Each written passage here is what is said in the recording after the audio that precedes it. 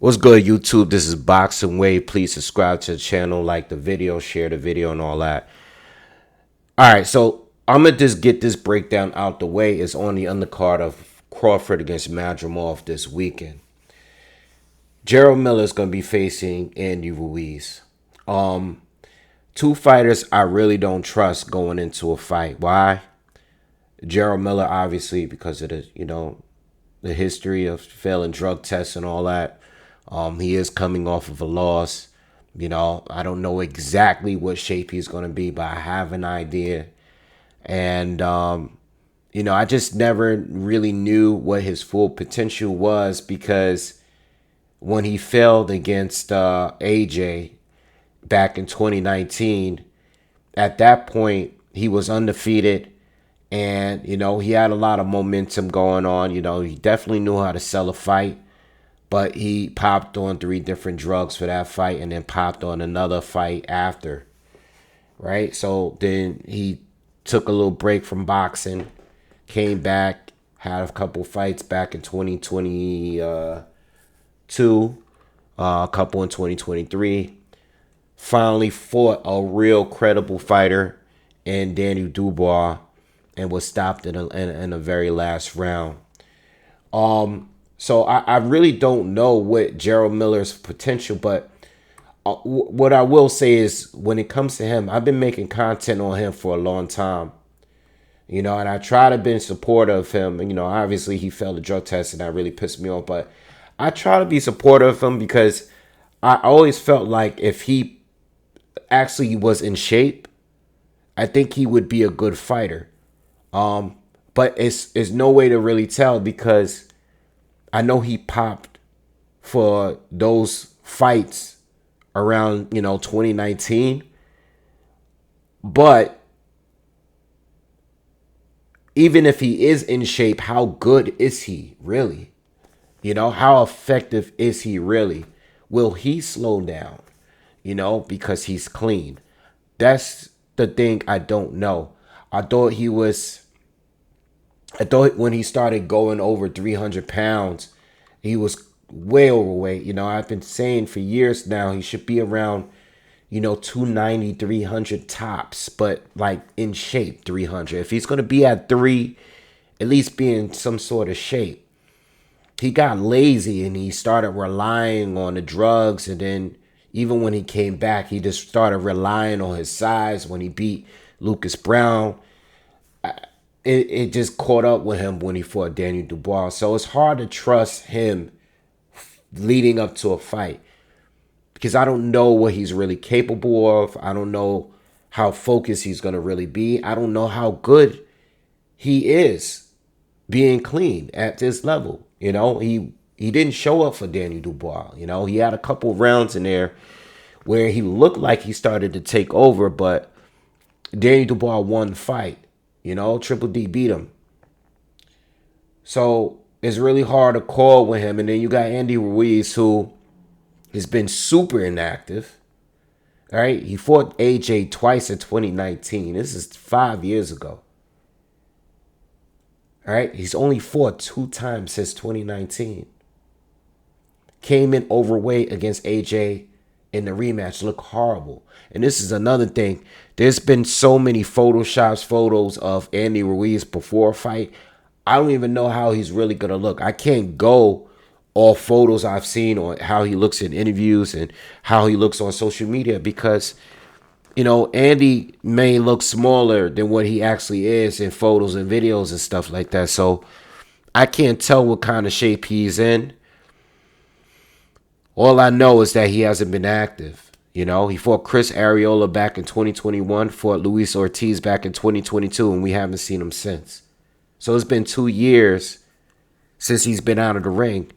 And it was 2 years that he was, that he had it was another 2-year hiatus after the AJ rematch.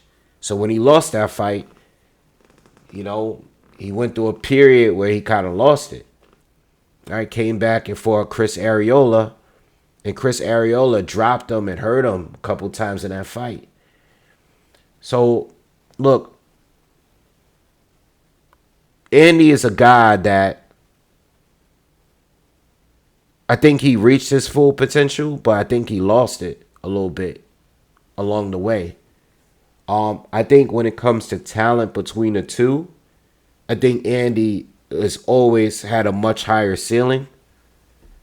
But at the same time, if you haven't been in the ring for 2 years, and I just don't know. I really don't know, you know? Now, when it comes to the styles, both of these guys, the matchup itself is a great matchup because Gerald Miller likes to put a lot of pressure. He's high volume, but it's based on timing. Like it's certain points of each round where he's actually throwing. Most of the time, Gerald Miller is walking you down, letting you throw everything because he's so big and he's menacing. He's coming forward. 300 plus pound guy is coming forward on you.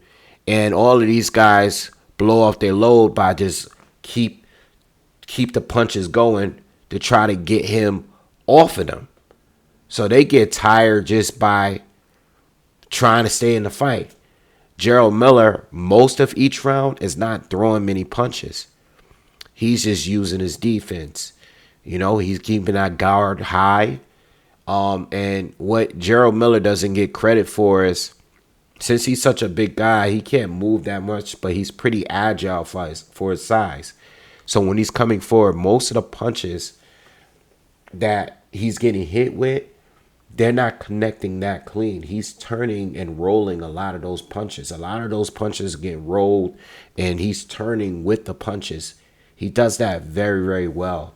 He's parrying a lot of punches with his gloves, cross blocking, cross arm blocking. He's doing a lot of things to make you waste your punches. So I don't think he gets credit for how he can move for his size. Then once you start to slow down, that's when he starts to let his hands go. But I want to say maybe 15% of his punches he's actually loading up on. You know what I mean? A lot of the punches, it's just to wear you down. You know what I mean? So I think strategically he's very effective. He's not much of a long range fighter. He's more like a mid to close range guy. All right. Whereas Andy Ruiz, I think Andrew Ruiz is his sweet spot is mid range. I don't think he's necessarily a close range, but he's not a long range neither. He has to really step in because he's short and he doesn't have long arms. So he has to like step in and lunge in at times with his jab. All right. But he likes to try to, even when he's countering you, he has to really step in, and it leaves himself open to get countered, especially because he doesn't keep his hands that high. So the good thing for both fighters is that they're not going to have a hard time getting to each other. Because Gerald Miller wants to be mid-close range, and Andy Ruiz wants to be mid-range. So Andy doesn't have to worry about having to like get in range like he did against, well, just about everybody he's faced. All right. So Andy, I've never seen Andy fight a guy that was pressuring him or coming forward. They usually try to control distance and stay away from him as far as possible. Because he's a combination puncher. He has very fast hands. He throws very wide shots. He doesn't really throw straight shots as much, as I wish he did. But, he does that little windmill thing. I used to say about Wilder when he has, he likes to throw combinations, but he likes to throw them really wide, but he's very quick, man. He's powerful, and he's a very, very good counter puncher, and he doesn't look like he's as good as he is, but he's definitely the more talented between the two. I think, him landing hooks on the temple is where to go. I think that's his money shot. That's exactly where he hurt AJ. You know, other fighters as well, like Luis Ortiz in his most recent fight 2 years ago. So, with that being said, I really honestly think this is a pick 'em fight, and I'm gonna tell you why. Now, I was knowing, like, you know, I started this video out pretty much telling you guys that I really don't trust neither one of these two. But Gerald Miller has made a lot of content on his Instagram, and I've been watching him, and he actually does look like he's in very, very good shape. You know, now I know videos and photos can be a bit deceiving because Andy Ruiz has definitely deceived me in the past.